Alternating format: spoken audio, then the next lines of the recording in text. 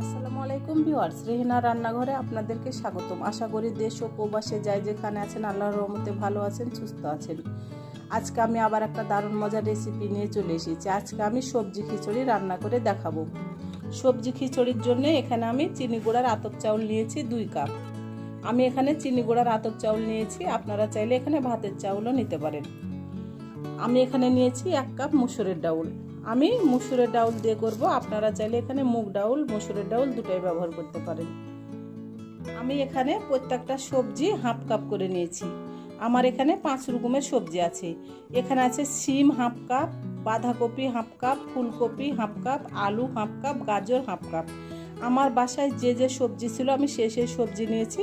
আপনাদের বাসায় যে যে সবজি থাকবে আপনারা সেই সবজি দিয়ে আপনারা সবজি খিচুড়িটা রান্না করতে পারবেন।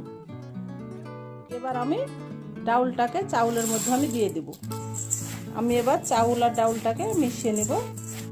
আমি এবার ডাউলটাকে পরিষ্কার করে ধুয়ে নিয়ে ফিরে আসতেছি। চাউলটাকে আমি পরিষ্কার করে ধুয়ে নিয়ে চলে এসেছি। এবার চাউলটাকে আমি 20 মিনিট আপনার ভিজিয়ে রাখবো। 20 মিনিট পরে আমি কিচেনে চলে এসেছি। চুলায় আমি হাঁড়ি বসিয়ে দিয়েছি। আমি এবার দিয়ে দেবো তেল, রেগুলার তেল, সয়াবিন তেল। আমি এখানে 1 কাপ তেল দিয়ে দিলাম। আমি দিয়ে দেবো গরম মশলা। এখানে আছে 4টা সাদা এলাচ, 4টা লং, 3 টুকরা দারুচিনি, আপনার ছোট সাইজের, 2টা তেজপাতা। আমি গরম মশলাগুলো দিয়ে দিলাম।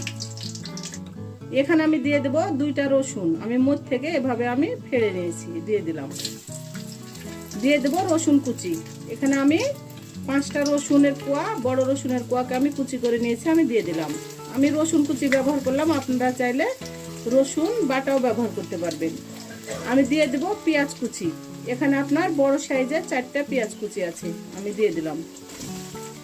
এখানে 8টা আপনার কাঁচা মরিচ আছে, আমি এভাবে 2 ভাগ করে নিয়েছি, আমি দিয়ে দিলাম। এবার আমি রসুন, পেঁয়াজ, কাঁচামরিচ সবগুলাকে আমি ব্রাউন কালার করে ভেজে নেব। ব্রাউন কালার করে ভেজে নিয়ে আমি একেবারে ফিরে আসতেছি। আমি এবার দিয়ে দেব আদা বাটা 1 চামচ। এবার আদাটাকে আমি 20 থেকে 25 সেকেন্ড ভেজে নেব। আদার একটা যে কাঁচা গন্ধ আছে তাহলে সেটা চলে যাবে। আদাটাকে আমি 20 থেকে 25 সেকেন্ড ভেজে নিয়েছি। এবার আমি দিয়ে দেব গুঁড়া মশলা। এখানে আছে মরিচের গুঁড়া হাফ চামচ, ধনিয়ার গুঁড়া হাফ চামচ, হলুদের গুঁড়া হাফ চামচ, জিরার গুঁড়া হাফ চামচ। আমি গুঁড়া মশলাগুলো দিয়ে দেব।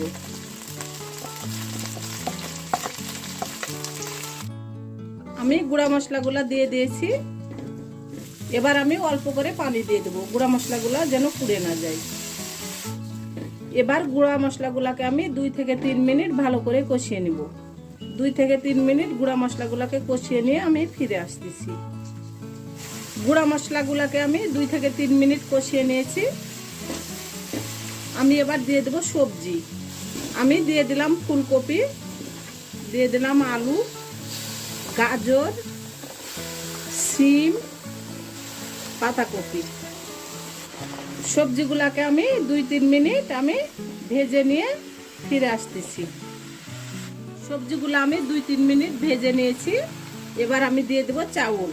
চাউলটাকে আমি 20 মিনিট পরে পানি ঝরিয়ে নিয়েছি, আমি দিয়ে দিলাম চাউল।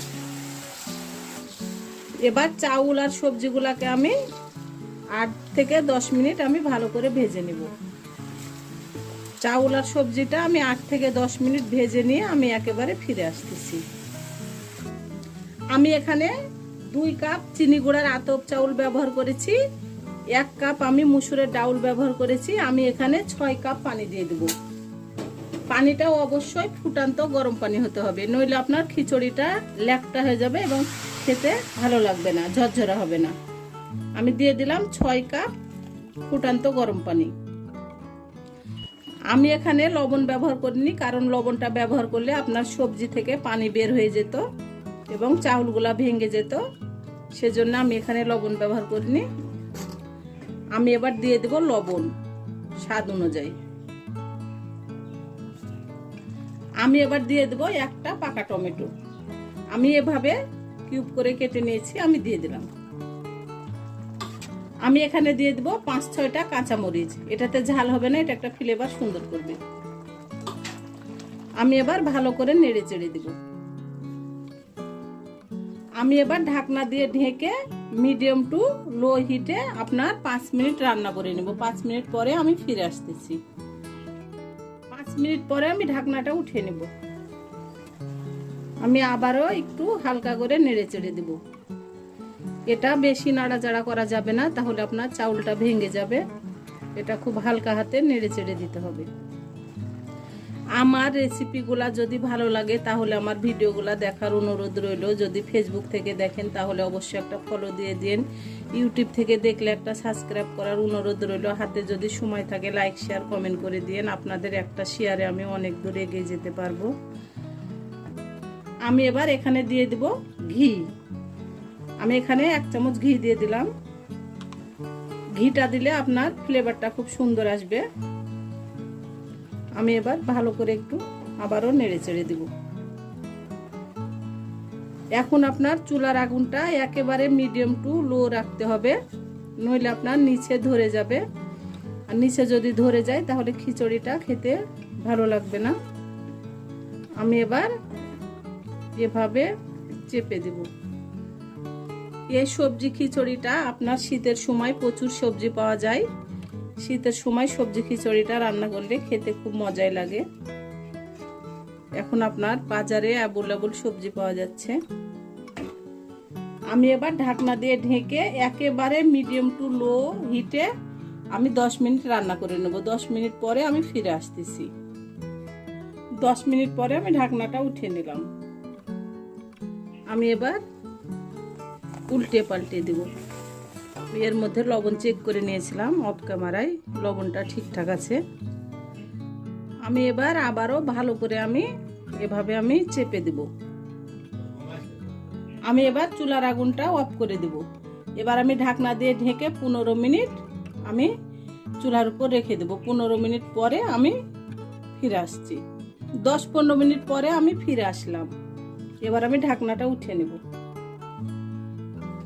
দেখুন আমার খিচুড়িটা খুব সুন্দরভাবে ঝরঝরা হয়েছে। এবার আমি পরিবেশন করে আপনাদেরকে দেখাচ্ছি। হয়ে গেছে আমার পরিবেশন করা। আশা করি আমার রেসিপিটা অবশ্যই ভালো লাগবে। যদি ভালো লাগে তাহলে আমার চ্যানেলটিতে লাইক কমেন্ট শেয়ার করতে ভুলবেন না। বেশি বেশি করে সাবস্ক্রাইব করার অনুরোধ রইল। তাহলে আজকের মতো এখানে বিদায়। আবার অন্য কোনো রেসিপি নিয়ে আসবো। সবাই ভালো থাকবেন। আল্লাহ হাফেজ।